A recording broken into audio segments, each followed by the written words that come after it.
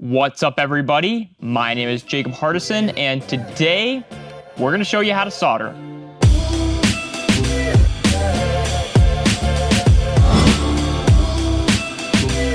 Soldering is going to be a very key component to anything electrical, especially, if you're racing electric vehicles such as this ESC buggy in front of me. But whether it be 10th scale or 5th scale, 24th scale, whatever it is, it's very important to have good solder joints. It can be the difference between you winning and losing a race, because if you have a bad joint, it could cause extra resistance. That resistance causes heat, and then that means that you could either thermal your vehicle, or you could have a joint melt off of somewhere, come desoldered, and then you don't have any power anymore. So it's very important to make sure that you have good joints set up. That way you don't have any issues. So today in front of me, I have a customer's buggy that is going to have me do some soldering for him, and we're going to show you exactly how to get those good joints. Let's get straight into it. The materials you'll want to have on hand will be a pair of pliers, some wire strippers, or in my case, I like to use Lexan scissors, some flux, solder, the speed control. I've got the motor already mounted in the car. You'll want whatever battery plugs you prefer to use. You'll need the car itself, and then of course the most important piece that's not seen here is the soldering iron itself, and I like to use the Hakko FX888D, all of which can be found at adrenalinrcracing.com. Alright, so now that we are back at my soldering area, if you couldn't tell by all of the lovely messy solder marks that have been burned into my pit mat, we can have everything out in front of us, which is going to be our speed control, solder, flux, and then the wires that were included with this Hobbywing speed control. And the first thing that I'm going to do is, you can see that these do come from the factory pre-tinned, but I like to heat them up and add a little bit of my own solder as well, just for good policy. So we'll take our flux. You can see I've got a nice new one here. I conveniently just ran out. And all we're going to do is we're just going to take our 3 wires, dip them in there, and just get them nice and coated. Now, I've got one shot at this before the speed control has officially got solder on it, so we're gonna hope this goes well the first time. So the first thing I'm gonna do after I get that flux on is I'll just kind of use the lid of the flux to help prop them up a little bit, and then I will take my soldering iron. We'll get a nice fresh clean tip on here. There we go, inside the camera. It probably isn't gonna visualize very well. It's probably gonna be a little bit blurry, but you get the idea. The camera doesn't focus great on small things when they're super close. So we're gonna take our iron here, and I'm going to heat it from the bottom side of the wire, or kind of like the side bottom. By that I mean like coming from the side, but as low as possible. And I'm going to just set my iron on there. And what I'm looking for is nice flow from the top to the bottom.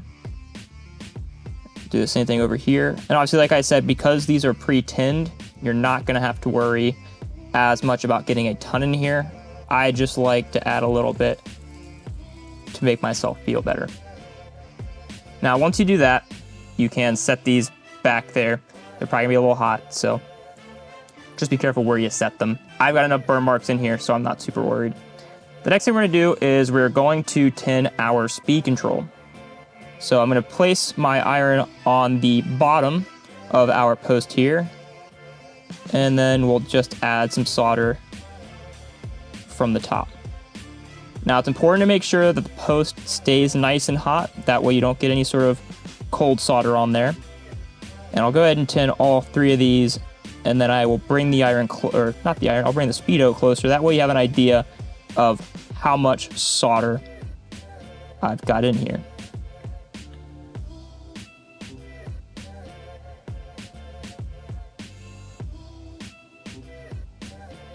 So now we are nice and tinned up. See if we can get a side view. Like I said, it doesn't want to focus super well when I bring stuff up close, but I've got a good amount in there. The other thing that I want to go over is, for the Hobbywing speed controls, there's going to be a long side of the wire and a short side. I like to use the long side on the speedo. That way I get as much contact at the post as possible. So from here, all we're going to do is we're going to take our tinned wire and our speed control, get our solder out of the way because we shouldn't need to add any. And all I'm going to do is I'm going to set my wire on the post, and then I'm going to heat from the wire. I'm not going to heat from the post. That way the heat has to go all the way through. It'll go back, and then as it pushes down, or as the wire goes back into the post, you'll push down just a little bit. That way it sinks into the post. And you can see, well, maybe, there we go. We've got a nice, pretty smooth solder joint there. And because we heated it from the wire side, I know for a fact that the heat transferred through there, melted the solder on the post, and that means that everything's melted together as one. You don't have to worry about a cold joint there. And then all you're gonna do is you're gonna match the exact same process for the other two. On this Speedo, you do have this rubber boot here, which protects the access port for programming. So you're pretty safe, but do be careful with your fan wire. So we're gonna go ahead, do the exact same thing right there. And I usually, have like a little bit of a bubble that kind of forms on there a little bit, but you're looking for a nice, shiny, smooth surface.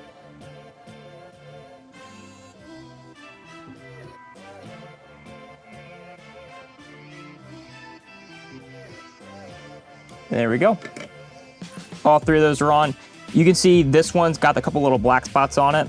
All that is just some, well, actually I don't know what it technically is, but that wipes straight off, so there's no problem. But what you're looking for is a nice smooth bubble that doesn't have, wire and stuff showing through. It looks, well, nice and pretty. Basically, I guess is the easiest way to describe it. This is the kind of joint that you're looking for. If you can get this on your first go, then this is going to be perfect, and it's going to last you a super long time. So now I'm going to cut the video. I'm going to zip on the battery wires, which is the same thing. There's a long side and a short side. One does have a red collar on it. I like to put that on the positive side, of course, because, well, you want to know what side's positive. But if you do mix it up, you can always slide this off, slide it onto the other wire, use heat shrink, whatever you want to use, just so that way you have an identifier of your positive side. But like I said, I'm going to get this sipped on, and then I'll go ahead, I'll mount the speed control in the car, and then I'll show you how I get my motor wires to length, and then soldering onto the motor itself. All right, and we are back. So I went ahead, got the speed control mounted. The Techno with this particular Speedo can get a little tight. The back side where the sensor wire sits is a little awkward because obviously you don't want to go into the drive line itself. So what I did is I tucked it really tight. I'll show you. I tucked it kind of tight in there, and then I used the button to help keep pressure on it from the side. That way it can't lift up while you're driving, and we don't have to worry about the sensor wire going into the drive line. And then I routed the rest of the wires along the side here. Again, because it was tight, these ones kind of stick up a little bit, but it is unfortunately the best way to do it with the way this speed control is set up. So what we're gonna go ahead and do is we are going to tuck my battery wires out of the way here, and we're going to take my 3 motor wires, and I will get them in the correct orientation, and then I just kind of get an idea of how they're gonna look. So I wanna make sure that, of course, they're all proper length, so that way we get a nice tight wire loom here, and I'll just kind of get an idea of what I'm working with. I like to have a little bit of slack in it, but not too much, because obviously, and a buggy especially, you don't want it pushing up on the body, but you want to make sure that you have enough slack that you're not putting pressure on these outside joints. So I'll get a general idea of kind of what I'm looking at here, and then I'm going to start with the shortest wire, which is also conveniently the farthest back wire, and then I'll work my way forward.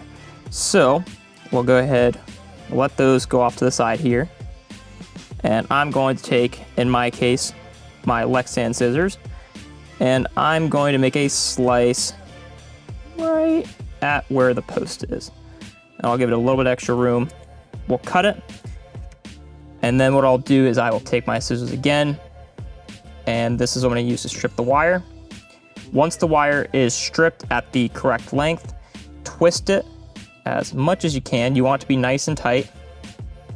And then I'm going to take my handy flux, dab it on there, and now we are covered in flux. We can take our soldering iron, give it some fresh solder, and then same thing, whatever side I'm putting the solder from, I want to go with my heat from the other side. That way I know it soaks all the way through.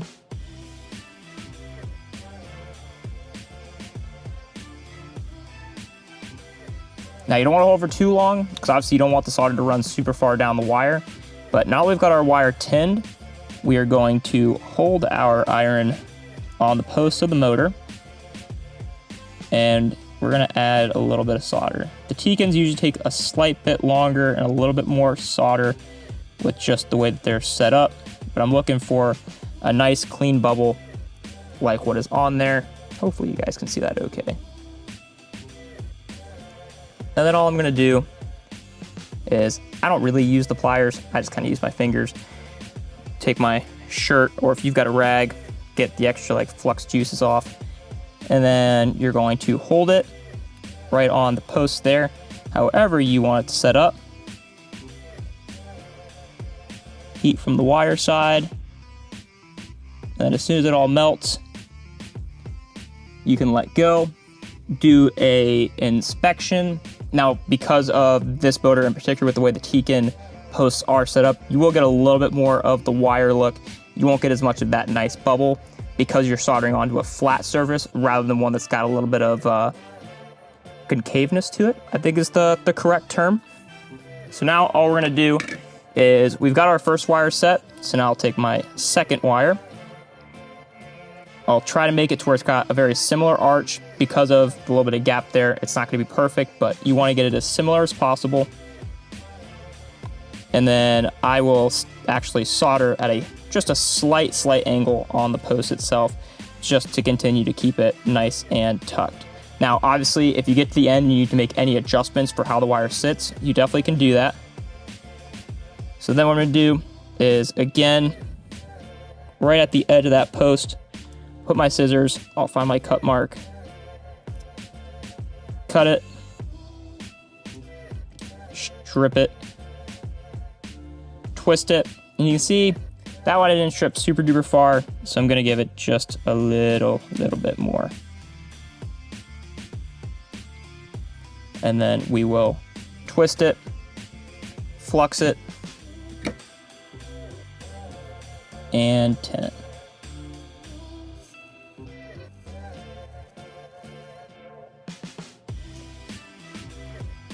Same thing, we'll come to our B.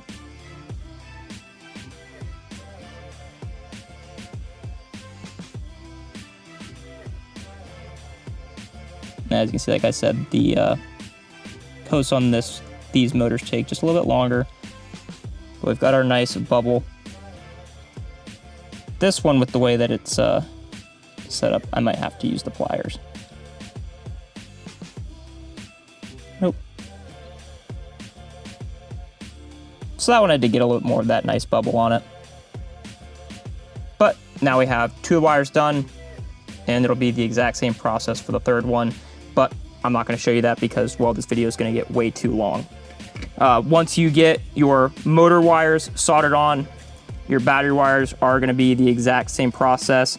Depending on whether you use EC5, bullets, it's going to be ever so slightly different. But all I do here is I'll put my battery in and I'll determine the lengths. 9 times out of 10, one wire is going to be a little bit longer than the other, but I'll usually hold it to wherever, like let's say we have bullet batteries here, I'll hold the wires to those bullets and then I'll cut them together. That way they're nice and set to the proper length. Like I said, they will be a little bit different. One wire is going to be a little bit longer than the other. Then you can let them free, and then you can just solder the bullet straight on without having any trouble at all. So I hope that this video has been helpful for you guys. If you have any questions further regarding soldering, definitely send me a message, leave a comment down below, whatever, and we will hopefully get you guys all taken care of. We'll see you in the next one.